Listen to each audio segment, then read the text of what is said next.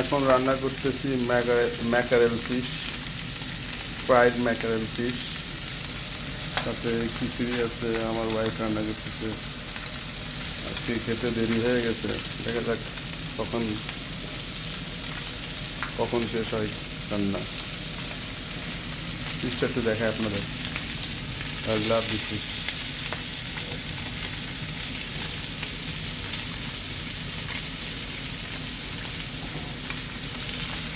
এটা হচ্ছে ভেজিটেবল খিচুড়ি।